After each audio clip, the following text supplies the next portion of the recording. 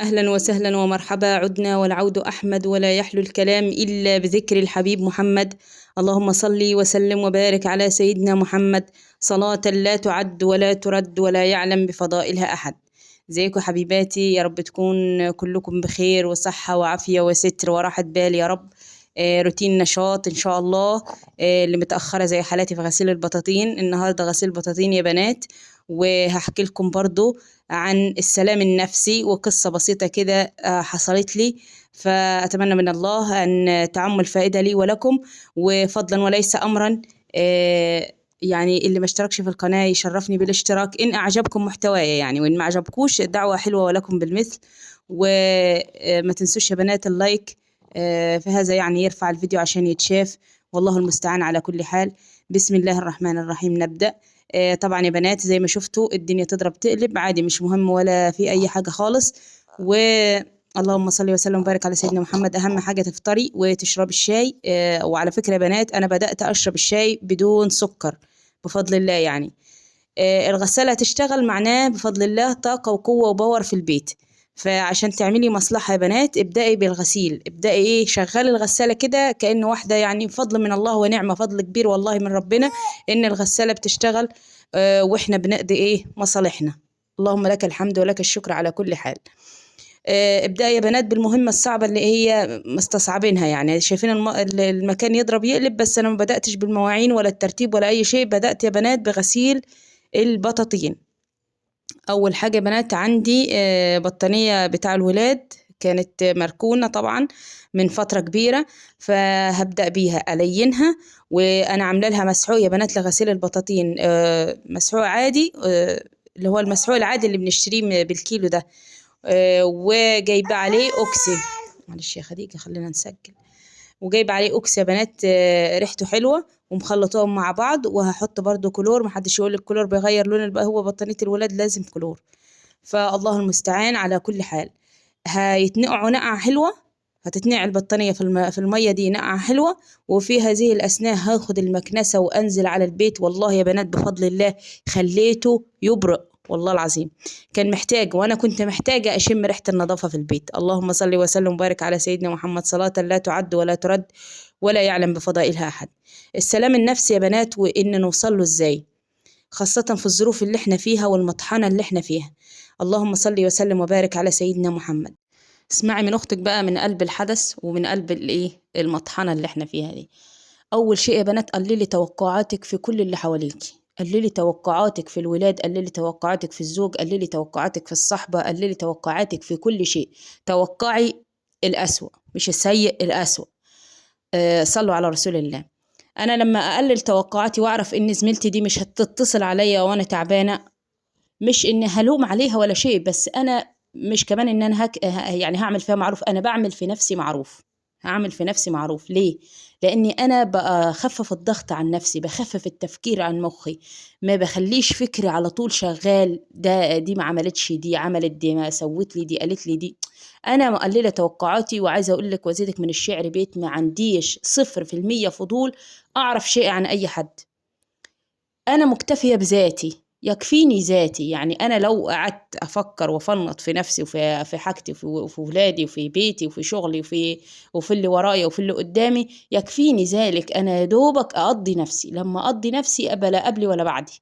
والله العظيم يا بنات كل واحد يركز في نفسه. طب انت متفرغة مفيش، يعني الحمد لله ربنا وهبك وقت كبير، ودي نعمة هنسأل عليها. وهبك الوقت الكبير ده استغليه. كل فترة اعملي لك مثلا حاجة تبدعي فيها، مهارة تتقنيها. حتى لو انت مش محتاجة، بس نفسيتك هتبقى محتاجة. اشغلي نفسك على طول. يبقى أول شيء يا بنات نقلل توقعاتنا. تقليل التوقعات يا بنات، والله العظيم أنا لست أحسن منكم حالا. أنا عندي ولاد ضعاف في المدرسة. في ولد منهم عنيد وعصبي، وربنا يا رب يهديه ويهدي أولادنا.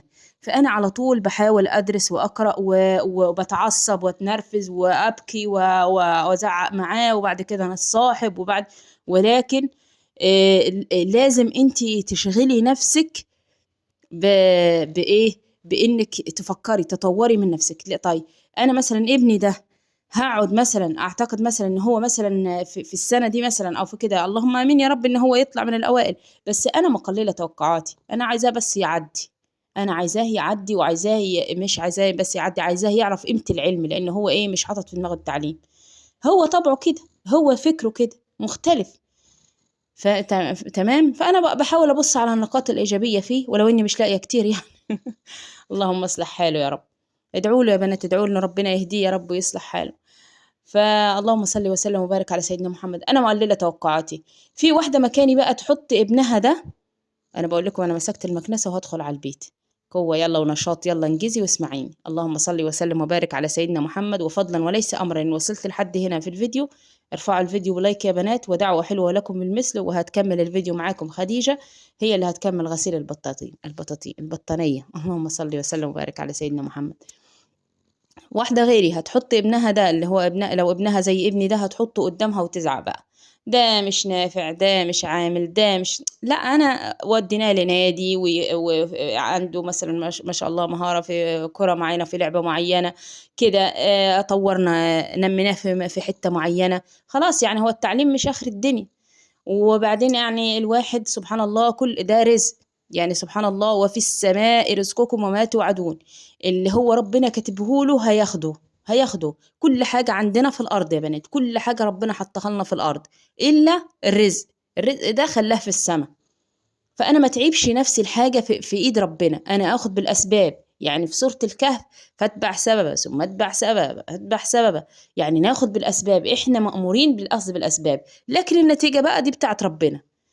فما تتعبيش نفسك في النتيجة، تتعبيش نفسك في النتيجة، ده قصدي وده مقصدي. يبقى دي أول نقطة، نقلل توقعاتنا ونسيب النتائج لله، ناخد بالأسباب ونسيب النتائج لله. تاني شيء يا بنات، ما كملش في حاجة بتتعبني، ما كملش في حاجة بتتعبني. يعني مثلا أنا حاليا تعبانة، عندي البيت مثلا يضرب يقلب، هجبر نفسي وأقوم وأعمل وأسوي. طب أنا يعني أنا مش حابة ده، مش حابة نفسيتي، مش حابة ده، لا أريح نفسيتي وأشوف نفسي عايزة إيه، أشوف نفسي، أحب نفسي، أطبطب على نفسي.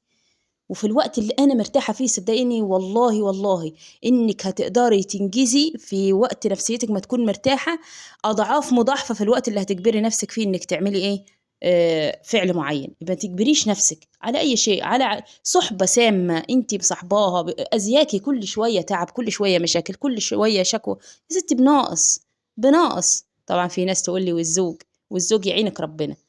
في حاجات، في حالات يا بنات ربنا بيخلينا نستخدم فيها العقل، في علاقة سامة هتؤذيكي، عايزة تكملي. لو في أولاد طبعا دي حاجة يعني احنا بنضغط ان في ناس يعني ستات ادعوا لهم ربنا يا رب يفرج كروبهم، ان هم فعلا يعني مبتليين مكملين غصب، فربنا يا رب يفرج عنهم. القصة اللي حصلت لي يا بنات باختصار، شكاني أحد جيراننا، كان عنده مشكلة مع زوجي، شكاني أنا في شغلي.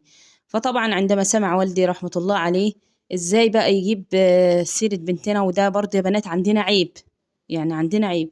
فالراجل لما والدي رحمة الله عليه ذهب لأحد الناس اللي هم بيحكموا يعني في بين الناس يعني، فالراجل اللي هو شكاني أنكر، قال له لا ما حصلش، ما شكناش ونحلف. فطبعا أنا الشكوى قرأتها بنفسي ووصلت أمامي يعني، لكن أنا مش مسؤولة عن شكاوي.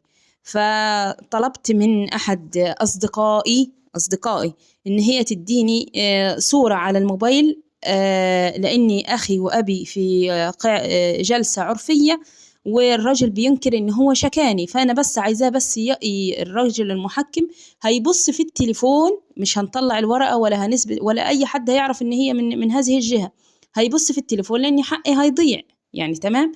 او حق ابي وهيطلع ابويا رحمة الله عليه واخويا يعني كذابين.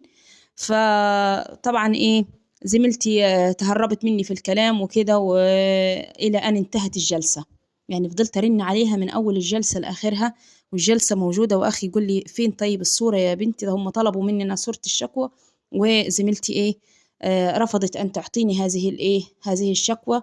وطلعنا احنا برضو ليه غلطانين، او رحمة الله عليه ابي حشاه ان هو يعني ايه بيتجنى على الرجل، وهو والله العظيم هذا ما حدث، يعني هذا ما حصل. طيب ليكم ان تحطوا نفسكم مكاني يعني، والله أنا ما لمتها، يعني ما لمتهاش أبدا ولا عاتبتها أبدا أبدا أبدا. أنا متوقعة الأسوأ، متوقعة الأسوأ. والتمس لها طبعا ألف عذر، لأن طبعا دي أمانة في إيدها وشيء، ولكن طبعا يعني آه، في حاجة اسمها روح القانون. لما حق يضيع عشان انت مش هتضري، يعني اللي هيضرك انا مش هضرك، ولا هقول انا خدت الشكوى من فلانة.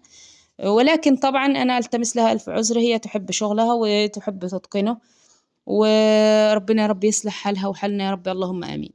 فانا لو ما كنتش مقلله فقللي توقعاتي توقعاتك. كان حصلت ما انتكاسه. تستمريش في علاقة متعبة ليكي، أي علاقة. اللهم صل وسلم وبارك على سيدنا محمد. ثقي تمام الثقة إن في السماء رزقكم وما توعدون. يعني الحاجة الوحيدة اللي في السماء يا بنات مش في الأرض، هي الرزق.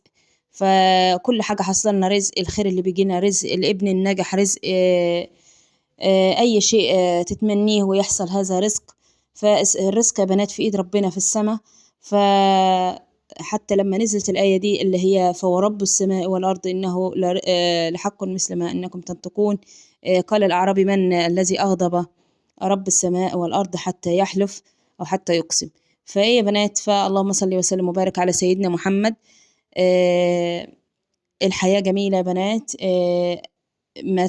ما تبنيش، ما تعليش سقف توقعاتك ولا سقف طموحاتك. ارضي بأي شيء، ارضي. أهم حاجة الرضا. ادعي بربنا أن يرزقك الرضا. فاللهم صل وسلم وبارك على سيدنا محمد. بإذن الواحد الأحد هيرضيكي ويراضيكي، ويا رب تشوفوا أبنائكم وحياتكم في أحسن صورة وأحسن حال، ويحقق لكم ما تتمنوا يا رب. وإن وصلتوا معايا يا بنات لهذا الحد من الفيديو، فرجاء ارفعوا الفيديو بلايك، ودعوة حلوة لكم بالمثل، وربنا يا رب يجعلنا عند حسن ظنكم جميعا. يبقى يا بنات نخفف الضغط عن نفسنا شوية، ريحي نفسك، هوني على نفسك وطبطبي على نفسك وكريمي نفسك. انت لما تحاولي تبقى نفسيتك مرتاحة، انت هتدي أضعاف مضاعفة من اللي هتديه وانت مضغوطة. وانت مضغوطة أساسا مش هتدي إلا النكد والزعل والزعيق. لكن وانت نفسيتك مرتاحة هتنعكس حتى على الولاد وهتحسيها انت. فاللهم صل وسلم وبارك على سيدنا محمد. الدنيا يا بنات ما يعني ما تستاهلش نضغط نفسنا بهذا الشكل. يعني الأمراض اللي هي اللي بسبب الضغط والضغط والسكر والجلطات والكلام ده، بسببها الزعل والحاجات دي، وإن إحنا ضاغطين نفسنا وكاتمين على نفسنا قوي كده، وحاسين نفسنا إن إحنا في مطحنة، إن لازم يا دي ما جاتش. طب ده والله العظيم أحيانا ربنا بيمنعنا من حاجة هي خير لينا، هي خير لينا. إحنا ممكن واحد بيقعد يحوش يا عيني ويفضل يحوش ويعمل وبتاع عشان يجيب عربية، وأول ما يجيب العربية اللي هي كان نفسه فيها، يعني يحصل ما حادثة أو لا قدر الله، يا رب ربنا يحفظ، يا رب يحفظكم جميعا يا رب، ويحفظ كل مغترب وكل حد يا رب، وكل حد بيحوش عشان يعمل حاجة يجيبها ويفرح بيها ويزهى بيها. بس قصدي يا بنات ليس كل المنع شر، لكن فيه منع ده في حد ذاته خير. سبحان الله اللي هو جعل الخير في وعسى أن تحبوا وعسى أن تكرهوا. ممكن نحب حاجة وهي تبقى شر لينا، وممكن نكره حاجة وهي تبقى فيها الخير وفيها البركة وفيها حاجات حلوة قوي. فارضوا بحياتكم، ارضوا بحياتك مهما كانت، وقولي الحمد لله الحمد لله، ولا نقول وداعا ولكن نقول إلى لقاء.